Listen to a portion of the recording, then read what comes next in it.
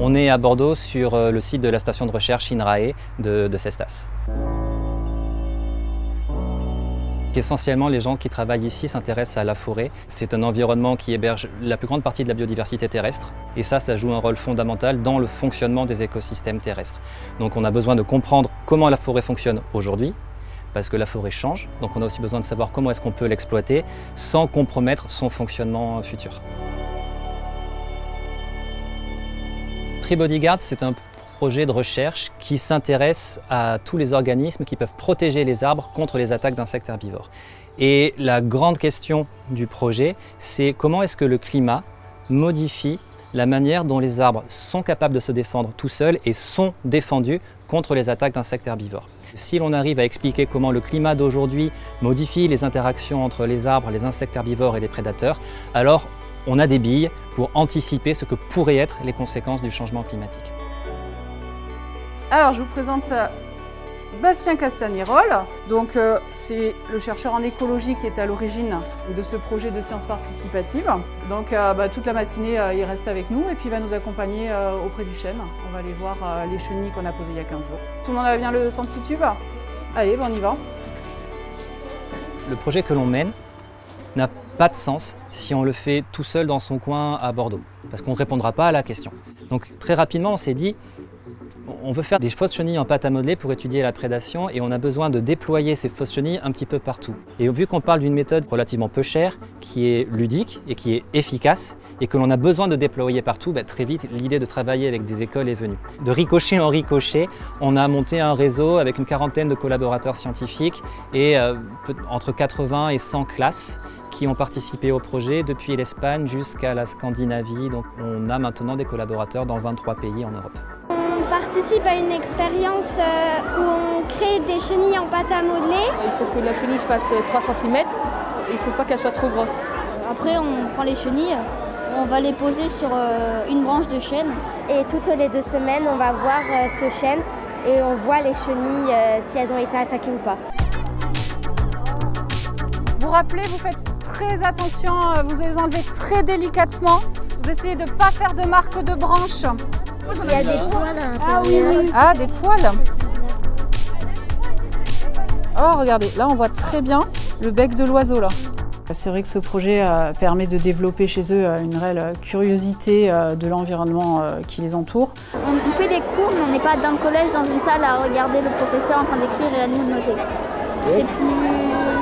C'est plus libre, on va dire. En fait, en sciences, on regardait juste des vidéos, on faisait rien, on faisait pas de pratique, rien. Si on fait le cours de façon juste théorique, la chenille qui mange la feuille, qui est mangée par l'oiseau, etc., on peut juste faire ça avec du papier, un crayon et des photos que je leur montre. Mais là, ils vont voir pour de vrai, ils vont voir un chêne pédonculé. On a pu observer ce matin de vraies chenilles. Ils vont toucher les feuilles. Ça attise énormément leur curiosité.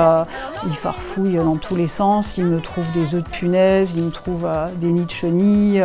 Donc c'est vrai que ça attire un petit peu leur attention sur leur environnement proche, que finalement ils ne connaissent pas tant que ça.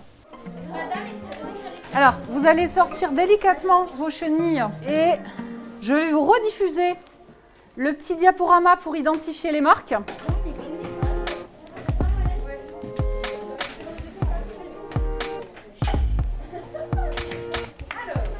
vous allez lever le doigt si vos chenilles ont des marques de prédation. 4. Ok.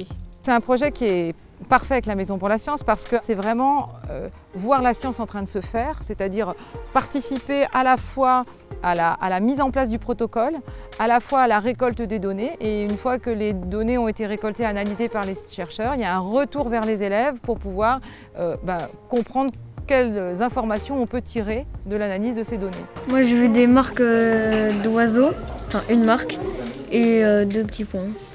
On ne sait pas trop ce que c'est. La dernière fois, ma chenille elle a été mangée par un oiseau. Là, ce coup-ci, elle n'a pas du tout été mangée. C'est normal. Le message que je veux leur faire passer, c'est de savoir ce que c'est que la science, comment ça fonctionne, qu'ils sachent pourquoi est-ce qu'ils ont raison de faire confiance à des résultats scientifiques plutôt qu'à un message qu'ils auraient lu très vite sur un site internet ou sur un réseau social quelconque. Ça me paraît plus qu'important, mais vraiment fondamental pour la formation de tout futur citoyen, d'avoir conscience de la façon dont se construisent les connaissances. Moi, je trouve que c'est plutôt bien d'expérimenter, de découvrir des choses de nouveau. On essaie de faire un petit geste pour la planète. C'est comme si on avait aidé en quelque part à avancer peut-être sur la nature. On se sent utile. On est fiers de nous parce que grâce à nous, le monde va mieux. Oui, enfin non, pas tout à fait.